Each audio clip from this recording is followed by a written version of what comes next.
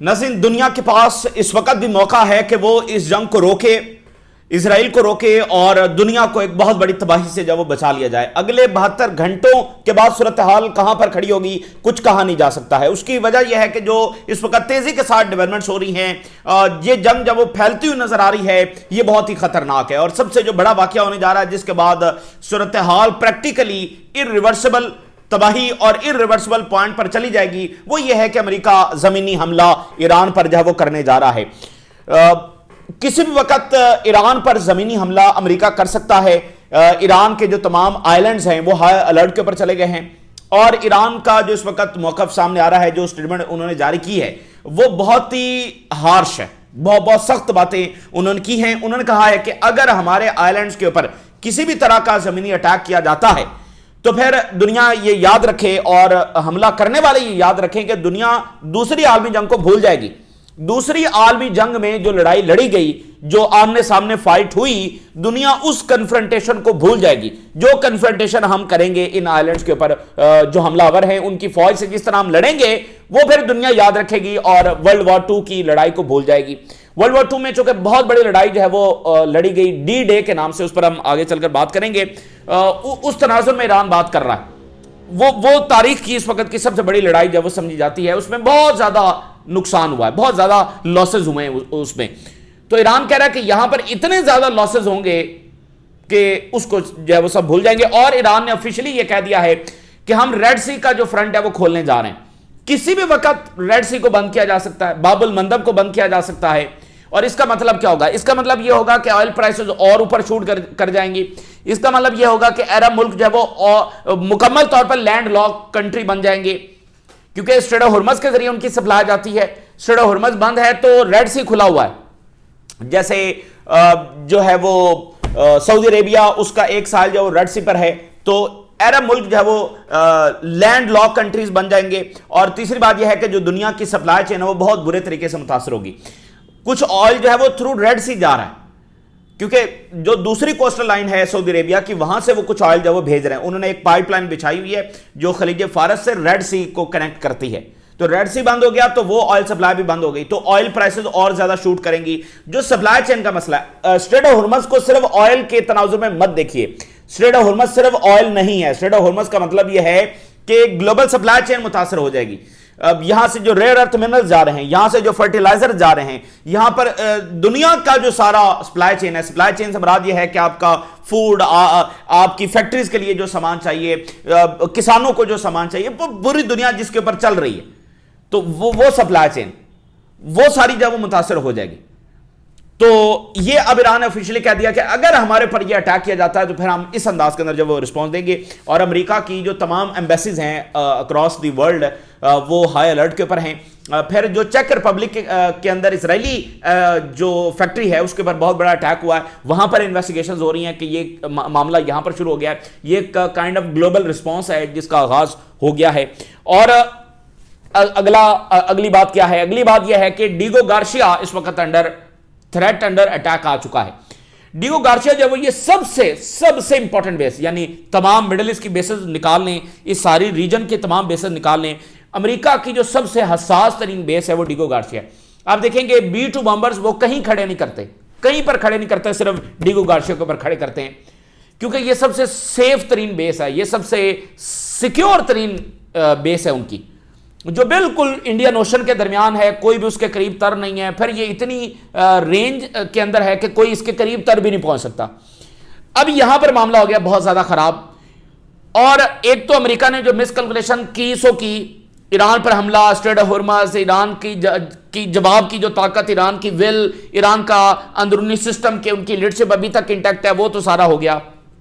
लेकिन एक और बहुत बड़ी मिसकैलकुलेशन जिसने सारी सूरत हाल को अपसाइड डाउन कर दिया है वो क्या? भाई ईरान के मिसाइल तो 2000 किलोमीटर रेंज के थे मैक्सिमम, उनके जो top of the top weapon हैं वो 2000 किलोमीटर रेंज के थे, तो ये है 4000 किलोमीटर रेंज इसकी। तो ईरान के मिसाइल पहुंच गए डिगो गार्सिया तक, तो ये तो सब अपसाइड डाउन हो गया ना, कि वो तैयारी करके आए हुए थे 2000 किलोमीटर रेंज वाली, वो आगे से मिसाइल निकला है 4000 किलोमीटर रेंज वाले।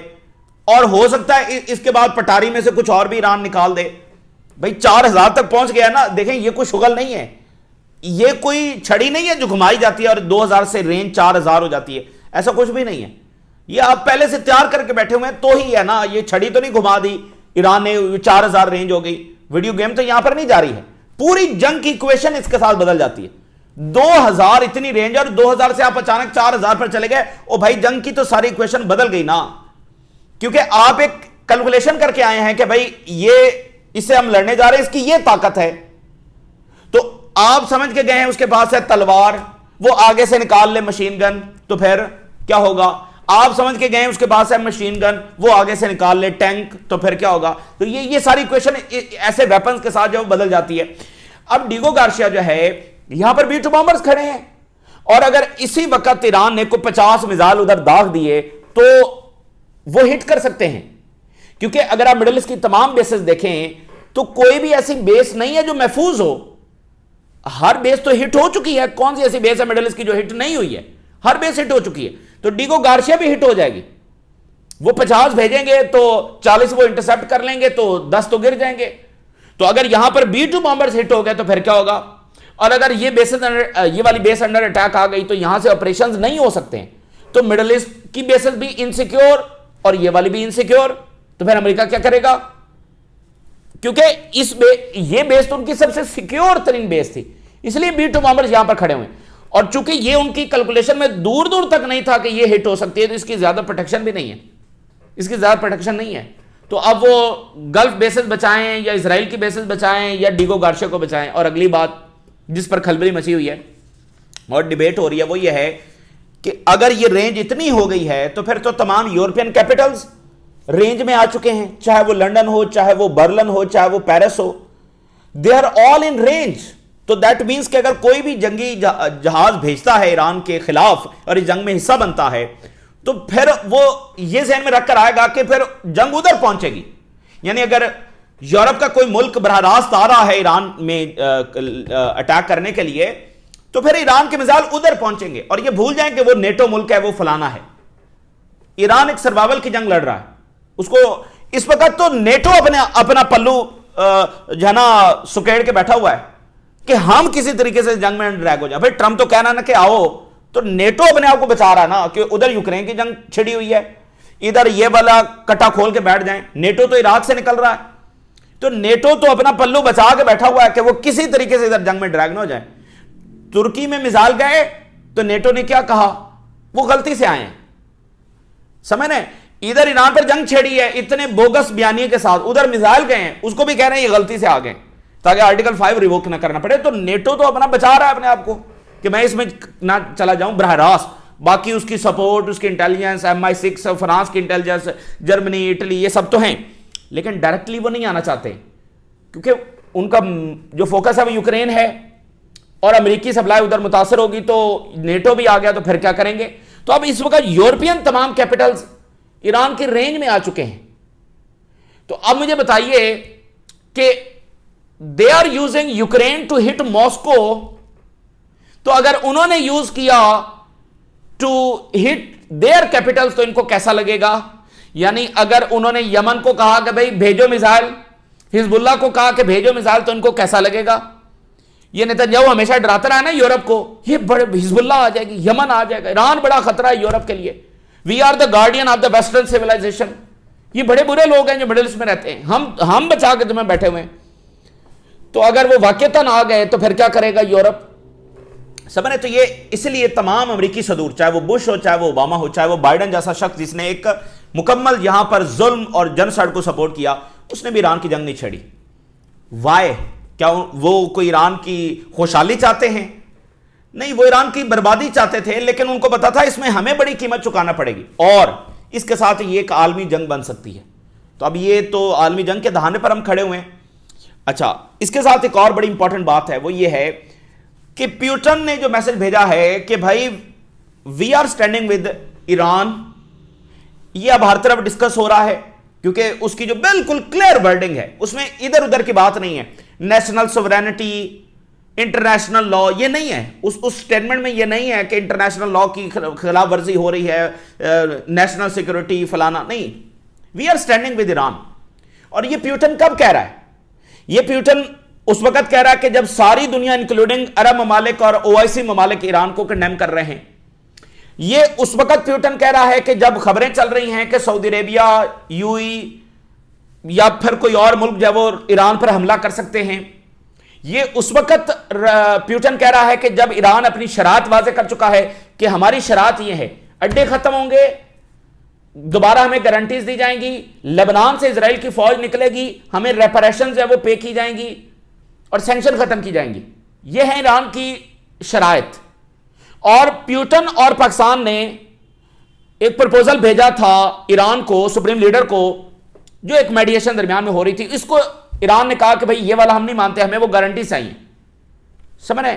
यानी प्यूटन और पाकिस्तान जब एक मेडिएशन का किरदार अदा कर रहे थे तो वो जो डिमांड से ज़ाहिर है वो ईरान के मफादात से मुताल्लिक नहीं थी और वो कह रहे थे हमें गारंटीज दी जाए। तो ईरान ने वो रिजेक्ट किया। सुप्रीम लीडर ने, जो सबसे पहला इजलास सुप्रीम लीडर ने किया, उसमें यही वाला प्रपोजल डिस्कस हुआ था। तो उसके बाद प्यूटन कह रहा है we are standing with you. समझ रहे? यानी 21 दिन तो गुजर गए ना, 21 दिन गुजर गए, प्यूटन की कोई स्टेटमेंट नहीं आई। बात एक दो दफा हुई है, ये दरमियान में मेडिएशन ये सारा चलता रहा है।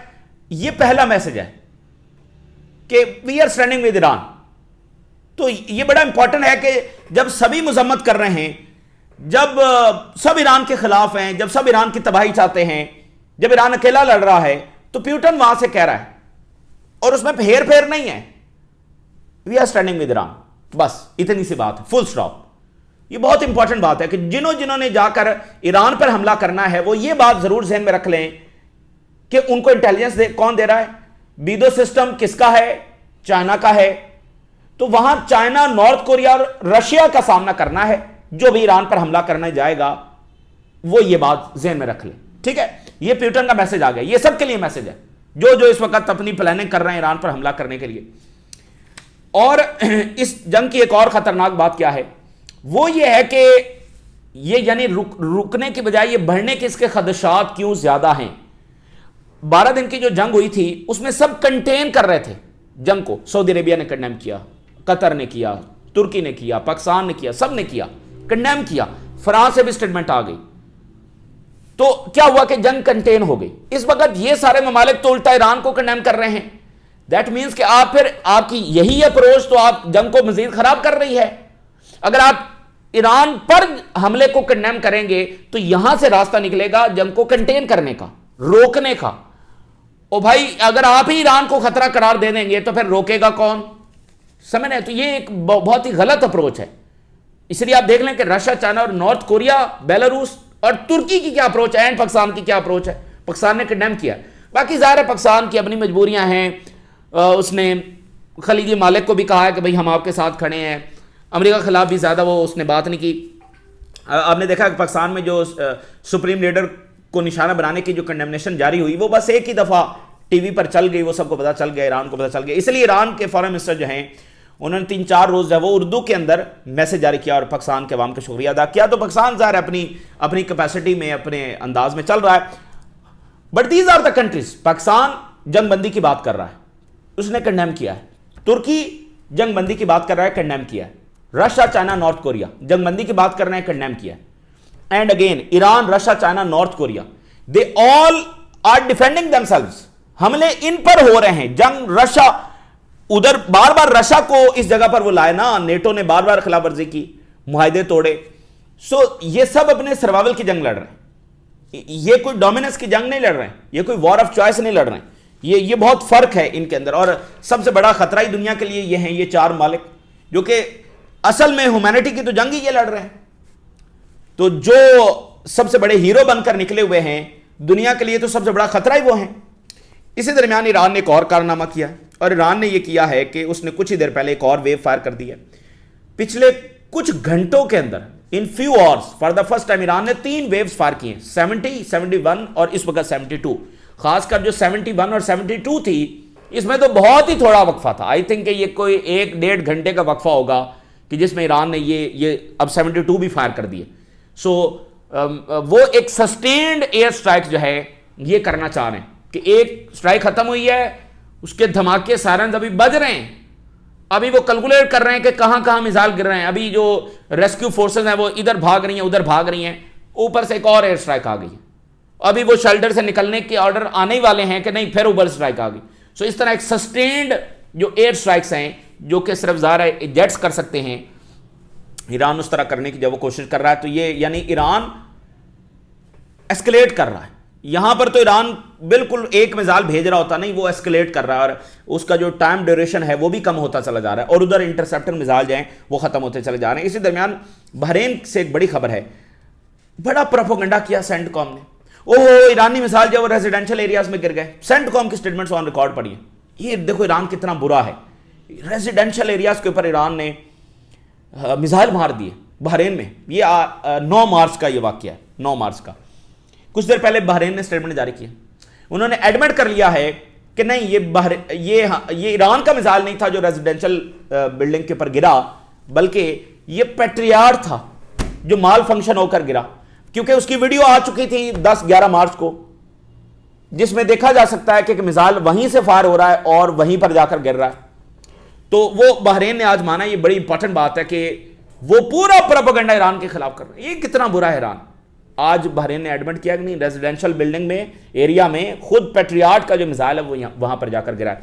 सो जरूरत इस अमर की है कि जंग को कंटेन किया जाए, कंडेम किया जाए इसराइल के हमलों को और अमेरिका के हमलों को, और इस जंग को रोका जाए जिसमें किसी का कोई फायदा नहीं है, बजाय कि इंसानियत को और मुश्किल और तकलीफ के अंदर डाला जाए, दुनिया को कहत, तबाही, इसकी गुर्बत, इसकी तरफ जब धकेला जाए, बदअमनी, इंतशार की तरफ धकेला जाए। हमला ईरान पर हुआ है, यह बात समझने की जरूरत है। तो जनाब अली CNN क्या लिख रहा है? CNN ये लिख रहा है कि Trump most difficult war decision whether to put boots on the ground in Iran. यानी अब ये कहीं फैसला, तो अब कल से ये खबरें हैं कि हो चुका है, लेकिन बहरहाल वहां पर फिर एक हेजिटेशन की वो बात कर रहे हैं कि ये सबसे बड़ा मुश्किल तरीन फैसला है ट्रंप के लिए, क्योंकि ट्रंप के लिए इसमें एक और बात है, एक तो जाहिर है कि जो पब्लिक ओपिनियन है वो है ही है, लेकिन इसके साथ साथ ट्रंप ने अपनी मिलिट्री को बहुत सारी जगहों पर इस्तेमाल करना है। क्यूबा में करना है, ग्रीनलैंड में करना है, और पता नहीं कहां कहां पर करना है। अगर मिलिट्री यहां पर एंगेज हो गई तो फिर ये कहीं और इस्तेमाल होने की कैपेसिटी में नहीं रहेगी, और इसका मतलब यह है कि ये जंग मिड टर्म तक खिंच जाएगी। मिड टर्म तक खिंच गई तो दैट मींस कि ट्रंप हार सकता है, तो दैट मींस कि इसकी सदारत भी जा सकती है, ये इंपीच हो सकता है। तो रिजीम चेंज करना था ईरान में, वो रिजीम चेंज कहीं तल अवीव और उधर ट्रंप का रिजीम चेंज ना हो जाए, ये पता चले, क्योंकि इसी टाइम में फिर इजराइल के अंदर भी इलेक्शंस हैं। So Trump grapples with whether to deploy troops to Iran, कि बड़ी वो मुश्किल में है कि भाई वो फैसला नहीं कर पा रहा कि भाई भेजे या ना भेजे। बहरहाल समहाउ देयर आर रिपोर्ट्स के फैसला हो भी चुका है, लेकिन फिर एक हेजिटेशन भी है, और ऊपर से चूंकि असल ये अब जो डिगो गार्सिया पर अटैक हुआ ना, इसने उनको फिर सोचने पर मजबूर कर दिया। और अभी जो आगे से ईरान ने बात किया वो भी जरा सुन लें, कि ईरान ने कहा है कि अच्छा आप आ रहे हैं, तो जरा ये सुन लें कि अगर आप आ रहे हैं, the American have no means to protect themselves on Kharg island. ये उतरेंगे, ये अपने आप को वहां पर डिफेंड नहीं कर सकते, और ये बात हम काफी दिनों से कर रहे हैं कि छोटा सा आइलैंड है, ये वहां पर उतरेंगे, वहां पर कोई ईरानी फौज नहीं बैठी हुई, वो एक छोटा सा आइलैंड है जो ऑयल एक्सपोर्ट के लिए इस्तेमाल होता है। ये वहां पर उतरेंगे, ईरान के मिसाइल और ड्रोन्स वहीं बरसेंगे, ये वहां पर अपने आप को प्रोटेक्ट नहीं कर सकेंगे, समझ रहे हैं? तो ऊपर से मिसाइल ड्रोन्स बरस रहे होंगे, ये कैसे अपने आप को प्रोटेक्ट करेंगे? तो ईरान वही बात कर रहा है कि इनके पास कोई तरीकाकार नहीं है कि ये खारज आइलैंड में अपने आप को कैसे डिफेंड करेंगे। तो ये अब लाइन सुन लें, अनप्रेसिडेंटेड लॉसेस होंगे since world war 2। World war 2 में सबसे बड़ी लड़ाई हुई थी, डी डे उसको कहा जाता है। अच्छा, डी डे में क्या हुआ था कि अमेरिका, बरतानिया, फ्रांस, ये वो सारी जो एलाइड फोर्सेस थी, ये साहिल के ऊपर उतरी थी, यानी फ्रांस भी सारा जर्मनी के कंट्रोल में जा चुका था, तो अब सिर्फ एक बरतानिया आखिरी रह गया था। ये बाकी सारा यूरोप जब वो जर्मनी अपने कंट्रोल में ले चुका था, तो फिर यूरोपियन साहिलों के ऊपर अमेरिकी फौजें उतरी थी, और फिर आगे से जर्मन फौजें, तो तमाम साहिल उनके पास था। वहां फिर हालिया तारीख की सबसे बड़ी लड़ाई हुई है। वहां पर इतने ज्यादा नुकसान हुए, इतनी जाने गई हैं कि उधर से बस फौजी आ रहे हैं और आगे से मशीन गन चल रही है। ये सूरत हाल वहां पर थी कि वहां से फौजी आते चले जा रहे हैं, आते चले जा रहे हैं, इधर से जर्मन जो है वो मशीन गन चलाते चले जा रहे हैं, चलाते, और इतनी चलाई उन्होंने कि मशीन गन्ने तक पिघल गई थी, ये बताया जाता है। और उधर से बस उनके फौजी गिरते चले जा रहे हैं एलाइड फोर्सेस के, लेकिन आगे बढ़ते चले जा रहे हैं। थाउजेंड्स ऑफ फौजी वहां पर मारे जा रहे हैं और फिर मजीद आगे आते चले जा रहे हैं, आते चले, इधर इनकी मशीन गन्ने तक पिघल गई। सो वो डी-डे था और वो फैसला कुन दिन साबित हुआ। तो जनाब अली वो कह रहे हैं उसको दुनिया भूल जाएगी। समझ, ये बात बहुत ही डेंजरस बात है और अमेरिका को कोई इस तरह ये बात कर नहीं सकता है, समझ रहे। तो aggression on Kharg risk insecurity in Red Sea and Bab el Mandeb. वो कह रहे हैं हम दूसरा फ्रंट खोलने जा रहे हैं, रेड सी का फ्रंट खोलने जा रहे हैं। अब रेड सी का फ्रंट खोलने का मतलब यह है कि अंसारुल्लाह आ रहे हैं जो हैंड्स ऑन ट्रिगर करके बैठे हुए हैं। रेड सी किसने बंद करना है? अंसारुल्लाह ने करना है ना। तो वो बैटल भी, वो फ्रंट भी वो खोलने जा रहे हैं। If Washington attacks Kharg island it will face an unprecedented response और other options are under consideration. और फिर ये बात उन्होंने बहुत सख्त की है। उन्होंने कहा कि हमने हमला आवरों के ताबूत तैयार कर रखे हैं आइलैंड्स के ऊपर, जो भी वहां पर उतरेंगे वो वापस जब वो नहीं जा सकेंगे। ऑन ऑल ईरानियन आइलैंड, सिर्फ खारिज पर नहीं, तमाम जजीरों पर। वेरी, आप कह लेंगे सख्त बात। अच्छा, एक बात मैं सिर्फ आपको करूं, फिर हम आगे बढ़ेंगे। देखिए, अमेरिका एक बड़ी ताकत है, इसमें कोई शक नहीं है। अमेरिका एक सुपर पावर है, टेक्नोलॉजी, सो ऑन, सारा कुछ। लेकिन अमेरिका कोई जंग नहीं जीत सका है। अगर हम वर्ल्ड वॉर 2 की बात करते हैं, जो कि ज़ाहिर अमेरिका ने जीती है, लेकिन उसमें एक छोटी सी बात सुन लें कि जो जर्मनी है वो बर्लिन में इनकी फौजें नहीं दाखिल हुई हैं, वो रशिया की फौजें दाखिल हुई हैं। जर्मन फौजों ने पहले रेड आर्मी यानी जो रशियन आर्मी है उसके सामने सरेंडर किया है। ठीक हो गया। जो दूसरा फ्रंट था जो पैसिफिक में था, जहां पर जापान लड़ रहा था, तो जापान लड़ रहा था, जापान हार नहीं रहा था, बल्कि वहां पर हो सकता है अमेरिका हार जाता। तो वहां पर क्या हुआ है कि अमेरिका ने न्यूक्लियर गिराया है। सो न्यूक्लियर से इनको वहां पर फतह मिली है। समझ इस बात को। तो वहां हो सकता है जापान जीत जाता। जापान लड़ रहा था और वो जंग खत्म नहीं हो रही थी, वो शायद 10 साल और चलती। वहां पर अमेरिका कोई फतह के करीब नहीं था, इसलिए उनको वहां पर न्यूक्लियर गिराना पड़ा। आई मीन के उन्होंने गिराया वहां पे, कि कन्वेंशनली वो नहीं जीत पा रहे थे। तो यहां तो रशिया ने जर्मनी पर न्यूक्लियर नहीं गिराया, जाहिर उनके पास नहीं था, लेकिन कन्वेंशनली फतह हासिल की ना। ये इन्होंने कोई कन्वेंशनल फतह नहीं हासिल की जापान में, न्यूक्लियर के जरिए की। उसके बाद फिर आगे आ जाएं, ये कौन सी जंग जीते हैं? वियतनाम शुरू कर दी, फिर इस सदी की जंगें आपके सामने, कौन सी जंग जीते हैं? तो इस तरह अमेरिकी ताकत जो है वो ठीक है, ताकत है, इसमें कोई शक नहीं है, लेकिन वो एक्सपोज भी तो आपके सामने हो रही है। तो embassies under growing threat around the world जो है वो एम्बेसीज ऑन अलर्ट हैं, और 72 वेव फायर की है, जिसमें जो सेंट्रल इसराइल है, तल अवीव, हाइफा, ये सारे निशाना बने हैं, और जो बहरेन है उसको निशाना बनाया, जो 5th फ्लीट है। बहरेन पर पिछले कोई 16 घंटों से अटैक नहीं हुआ था, और अब 16 घंटों के बाद बहरेन में जो 5th फ्लीट है उसको निशाना बनाया गया। चेक रिपब्लिक के अंदर जो है वो इन्वेस्टिगेशन हो रही है कि वो क्या हुआ और कैसे हुआ। और अब ये हेडलाइन आखिर में देखिए, confronting Iran and Hezbollah, science of eroding Israeli durability, कि इसराइल की जो ताकत है वो इरोड हो रही है, और वो उनकी जो डेली लाइफ है वो वहां पर डिसरप्ट हो चुकी है। यानी वो ये नहीं कि वो स्कूल जा रहे, उनके एजुकेशनल इंस्टीट्यूशंस बंद हैं, गजा के टाइम पर बंद नहीं थे, तो वहां पर भी वो शेल्टर्स में ही बैठे हुए हैं। तो उनकी जो ताकत है कि वो हमले करते रहेंगे जैसे गजा में किए, लेकिन उधर कुछ नहीं होगा, वो रूटीन में अपना काम कर रहे होंगे। वो ताकत बहरहाल जो एक्सपोज हुई है। नतांज की जो फैसिलिटी है उस पर एक दोबारा फिर अटैक हो गया, कुछ घंटे पहले हुआ था, फिर हो गया। ये बड़ी डेंजरस बात है, क्योंकि फिर ईरान डैमोना को हिट करेगा। ईरान डैमोना को हिट करेगा अगर ये बार बार यही हरकतें कर रहे हैं, और दुनिया देख रही है इस बदमाशी को, लेकिन फिर भी नहीं रोक रही।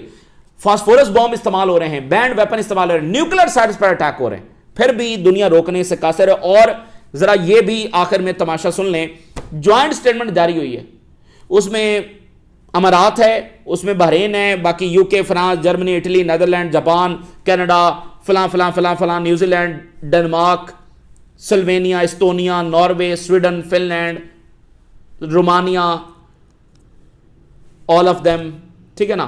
तो इन्होंने कहा है कि ये स्ट्रेट ऑफ हॉर्मज़ ईरान ने बंद किया हुआ है, ईरान को कंडेम किया है और ईरान बड़ा ज्यादती कर रहा है और ईरान बड़ा गलत कर रहा है, इंटरनेशनल लॉ की वायलेशन कर रहा है, ये दुनिया के लिए खतरा है।